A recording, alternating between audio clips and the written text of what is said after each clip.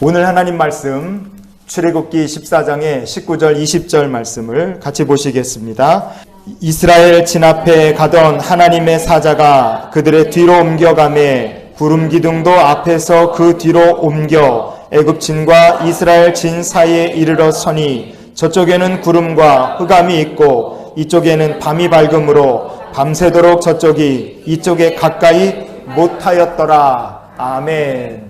우리는 천국을 향해서 가는 순례자들입니다. 하나님은 우리가 하나님의 인도하심, 증거 그런 것들이 보이지 않아도 하나님을 신뢰하며 믿음의 길을 걷기를 원하시는 줄 믿습니다. 그래서 오늘 말씀을 통해서 저와 여러분을 향하신 하나님의 마음을 좀 나눌 수 있기를 원합니다. 이스라엘 진앞에 가던 하나님의 사자가 그들의 뒤로 옮겨가매 구름 기둥도 앞에서 그 뒤로 옮겨 이렇게 말씀하고 있지 않습니까?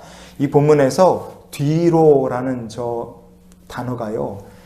출애굽기에서 과연 몇 번이나 나올까요? 뒤로라는 저 단어가 출애굽기 전체에서 오늘 본문에 딱 한 번 등장합니다. 출애굽기에는 뒤로라는 말이 이 14장 19절 요 본문 외에는 아예 나오지 않는 거예요. 뒤에 그런 말은 있지만 뒤로 방향성을 가지고 있는 저 뒤로라는 말은 여기에 딱 한 번밖에 등장하지 않습니다. 그래서요, 성도의 인생이라는 것이 뭐냐? 그 인생의 방향이 뒤로 물러가는 것이 아니라 하나님의 인도하심을 받아서 앞으로 약속의 땅을 향하여 본향을 향하여 나가는 삶이 바로 성도의 인생인 줄 믿습니다. 여러분, 뒤로 물러가는 자가 아니라 인도하심을 받아 앞으로 전진해 나가는 그런 성도의 삶이 복된 줄 믿습니다. 이 뒤로라는 단어가 오늘 출애굽기 전체에서 이 본문에 딱 한 번 등장한다. 그것은 이 본문이 되게 특별하고 예외적인 말씀이라는 뜻이며 그것은 우리에게 이 사건을 통해 하나님 들려주시고자 하는 중요한 영적 교훈이 있다는 뜻인 줄 믿습니다. 그렇다면 구름 기둥이 이스라엘 백성들로 뒤로 옮겨간 이 사건을 통해서 우리가 기억해야 될 영적 교훈이 무엇이냐? 첫 번째는 이겁니다. 같이 봅시다. 구름 기둥이 보이지 않아도 하나님은 늘 가까이 계신다 하는 것을 우리가 기억했으면 좋겠어요. 우리 눈에 구름 기둥이 안 보인다? 하나님 안 계시는 것이냐? 그게 아니라는 거죠. 이스라엘 백성은 광야를 지나서 약속의 땅으로 가야 했습니다. 그 길은요, 이스라엘 백성들 중에서 그 한 사람도 그 누구도 가본 적 없는 다 초행길, 전임미답의 길이었어요. 따라서 광야길을 간다는 것 그 자체가 이스라엘 백성들에게 이게 걱정거리이자 동시에 대단한 도전거리였습니다. 하지만 약속의 땅으로 가는 그 여정을요, 그 여정에 대해서 염려하거나 걱정할 필요가 있었느냐? 그렇지 않았습니다. 이유는 간단해요. 출애굽기 13장의 21절과 22절을 보시면 약속의 땅을 향해 가는 모든 과정은 한마디로 정의하면 하나님 앞에서 가시는데 낮이든 밤이든 앞에서 가시고 떠나지 아니하시는 길이었다 하는 거예요.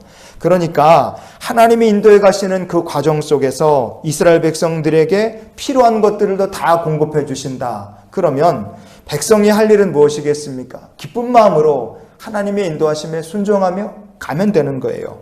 하나님께 찬양하고 감사하고 그 은혜를 누리며 걷다 보면 어느 순간 약속의 땅에 무사하게 도착해 있는 것, 그것이 가나안 땅을 향해 가는 여정이었다 이겁니다. 그런데 홍해에 딱 도착했는데 뒤에서 쫓아오는 애굽의 군대 때문에 이스라엘 백성은 심히 두려워했다고 성경은 말합니다. 군대가 쫓아왔으니까 두려워한다. 그것까지는 이해할 수 있어요. 그런데 하나님께서 단지 애굽의 군대가 쫓아와서 두려워하기 때문에 앞에 가던 구름 기둥을 뽑아서 뒤로 옮기셨는가? 두렵기 때문에만 그런 것이냐? 그것만은 아닙니다. 심히 두려워하던 백성들 가운데는 이런 사람들도 있었기 때문에 그래요. 출애굽기 14장의 12절 말씀을 같이 봅니다. 애굽 사람을 섬기는 것이 광야에서 죽는 것보다 낫겠노라 그랬어요. 이스라엘 백성들은요, 하나님의 도우심으로 구원 얻었고요, 약속의 땅을 향해서 가고 있는 자유인들입니다. 자유인. 그러나 그들은 애굽 사람을 섬기는 것이 광야에서 죽는 것보다 낫겠다 이렇게 뒤따라온 애굽의 군대들 때문에 두려움만 가득 찬 것이 아니라 무엇도 같이 가득 차게 된 겁니까? 애굽에 살면서 그동안 쌓여 있었던 노예 근성도 다시 고개를 들게 된 거예요. 그래서요, 하나님께서 적들을 막아주신 것뿐 아니라 이스라엘 백성이 너희들이 어떤 존재인가, 우리가 어떤 존재인가를 기억하도록 구름 기둥을 앞에서 뒤로 하나님 옮겨버리신 줄 믿습니다. 이사야서의 52장 12절을 보면 이런 말씀이 있습니다. 읽어볼게요.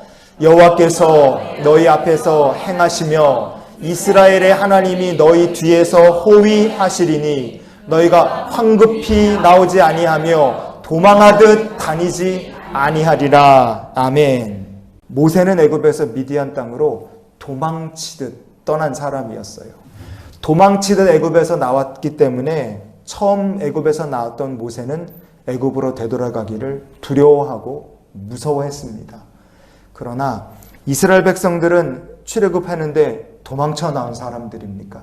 그들은 도망쳐 나온 게 아니었어요. 하나님의 능력으로 애굽을 이기시고 바로 왕에게 가라고 항복을 하나님 받아내신 거죠. 하나님의 놀라우신 인도하심 가운데 필요한 것까지 물품까지 다 받아서 아주 당당하게 출발한 약속의 땅을 향해 출발한 사건이 출애굽 사건이었어요.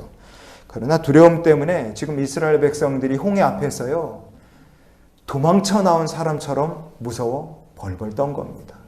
도망자가 아닌데, 노예가 아닌데도 마치 죄짓고 나온 사람 마냥 두려워 떠는 거예요. 여러분, 두려워 떠는 마음으로는 약속의 땅에 갈 수가 없는 겁니다. 이스라엘 백성들이 애굽에서 나와서 가나안으로 도망가는 사람이 아닌데도 불구하고 두려워 떠니까 하나님 어떻게 하셨습니까? 앞에 가던 구름 기둥을 뒤로 보내신 거예요. 애굽의 노예 근성을 끊어야 되고 두려워하고 도망쳐 나온 자가 아니라 당당하게 언약, 약속을 가지고 축복의 땅을 향해 가는 사람들임을 기억하도록 구름 기둥으로 뒤에 있는 애굽의 군대를 막아버리시고 가리신 줄 믿습니다. 성도 여러분, 구름 기둥이 잠시 보이지 않는다. 그것은 하나님께서 택하신 자기 백성을 뒤에서 호위하고 계시다는 뜻인 줄 믿습니다. 신명기 31장 8절 말씀에 보면 하나님께서 그래서 이렇게 말씀하셨어요. 그리하면 여호와 그가 내 앞에서 가시며, 같이 읽습니다. 너와 함께 하사 너를 떠나지 아니하시며 버리지 아니하시리니 너는 두려워하지 말라, 놀라지 말라. 아멘. 잠시 내 눈에 구름 기둥이 안 보이고 불 기둥이 안 보인다. 놀라지 말고 두려워하지 말아라. 다 앞에서 뒤로 옮기신다면 이유가 있다는 것을 기억하는 우리 모두가 될 수 있기를 원합니다. 우리 마음속에 두려움이 가득 차면 하나님 그거 막아주시려고, 원수가 쫓아오면 그들로부터 우리를 호위하시려고 하나님께서 구름기둥 불기둥을 뒤로 보내시는 줄 믿습니다. 우리가 정말로 어떤 사람인지를 기억하시면서 우리 앞에 지금도 인도해 가시는 하나님과 동행하시는 성도들이 되시기를 축복합니다. 두 번째, 구름기둥이 이스라엘 백성들 뒤로 옮겨갔다. 이 사건을 통해 우리가 기억해야 될 영적 교훈이 무엇이냐? 같이 읽겠습니다. 보이는 것만 따라가던 사람에서 말씀을 따라가는 사람으로 바뀌어야 하기 때문에 그렇습니다. 여러분, 성도란 어떤 존재냐? 보이는 것만 따라가던 사람이 예수 믿기 전에 우리들이라면, 예수를 믿고 하나님의 자녀가 된 다음에 성도는요, 보이지 않아도요, 하나님의 말씀을 따라가는 사람으로 우리는 바뀐 사람들입니다. 이 홍해에서 구름 기둥을 뒤로 보내신 이 사건은요, 보이는 것만 보고 구름 기둥을 보고 여기까지 따라왔던 이스라엘 백성들이 이제는 보이지 않아도 말씀을 따라 바다를 건너가게 하신 사건이었다, 이거예요. 출애굽기 14장의 15, 16절을 보시면 이렇게 되어 있습니다. 여호와께서 모세에게 이르시되 이스라엘 자손에게 명령하여 앞으로 나아가게 하고, 16절 지팡이를 들고 손을 바다 위로 내밀어 그것이 갈라지게 하라. 이스라엘 자손이 바다 가운데서 마른 땅으로 행하리라. 아멘. 하나님께서 두려워 부르짖던 이스라엘 백성들에게 앞으로 나아가라고 말씀하셨어요. 그런데 앞으로 나아가라 말씀을 하셨지만 여전히 앞에 보이는 건 갈라진 바다가 아니라 넘실거리는 홍해였습니다. 담대한 믿음이 없이는 이 홍해의 깊은 물 속으로 나아갈 수가 없어요. 담대한 믿음이 없으면 안 됩니다. 그래서 하나님께서 눈에 보이는 구름 기둥을 뒤로 치우신 거예요. 눈에 보이는 구름 기둥을 치우시고 하나님의 말씀만 의지해서 앞으로 나가보라고 하나님 말씀을 하시는 겁니다. 결국 어떻게 됐습니까? 출애굽기 14장에 22절 말씀을 우리 같이 한번 봅니다. 이스라엘 자손이 바다 가운데를 육지로 걸어가고 물은 그들의 좌우에 벽이 되니. 아멘. 좌우에 물이 벽이 되어 있음에도 불구하고 언제 그게 무너질지 모르는 아슬아슬하고 두려운 상황 속에서도요, 말씀만 의지해서 그 길을 걸어간 겁니다. 성도란 그렇게 보이는 것만 따라가는 사람이 아니라 바뀌어서 하나님의 말씀을 의지하여 깊은 바다도 건너가고 메마른 광야도 지나갈 수 있는 신앙의 용기를 가진 사람들인 줄 믿습니다. 오늘 말씀을 한번 정리해 볼게요. 이스라엘 백성들이 홍해를 지나갈 때는 그 앞에 구름 기둥도 불 기둥도 없었다는 것을 우리가 기억했으면 좋겠어요.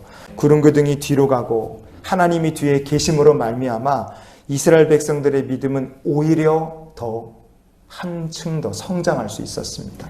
여러분, 우리는 기도 응답도 자꾸 바라고 우리의 눈에 자꾸만 뭐가 보이기를 원하고 받은 복을 막 세워보고 싶은 마음이 우리 마음속에 다 있습니다. 그러나 때로는 하나님께서 우리의 눈에 주시는 은혜의 증거들을 싹 치워버리실 때가 있어요.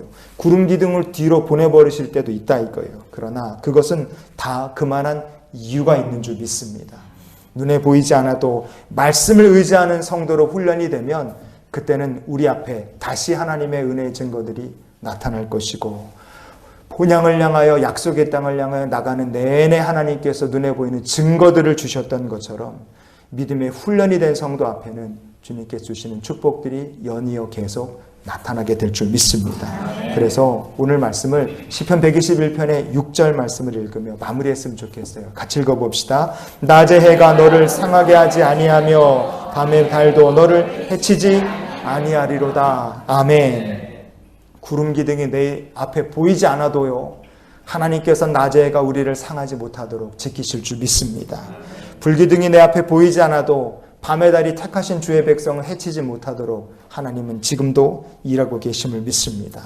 주님이 우리와 함께 하십니다. 눈에 보이는 것만 따라가던 사람이 보이지 않아도 말씀을 의지해서 갈 수 있는 훈련이 될 때 하나님께서는 주의 백성들의 앞에 홍해를 갈라주시는 역사를 주님 이루실 줄 믿습니다. 주의 백성들이 내가 누구인지 하나님의 거룩한 백성임을 기억하고 뒤에 애굽의 군사가 쫓아오던 앞에 홍해가 가로막던 그 어떤 어려움이 있든 두려워하지 않고 하나님의 말씀을 순종해 나갈 때 그 삶에 하나님께서 넘치는 증거들을 더하여 주실 줄 믿습니다. 지금도 하나님은 우리 곁에 함께 계시고 우리를 인도하고 계십니다. 그 하나님과 동행하는 성도들이 되시기를 예수님의 이름으로 축원을 드립니다.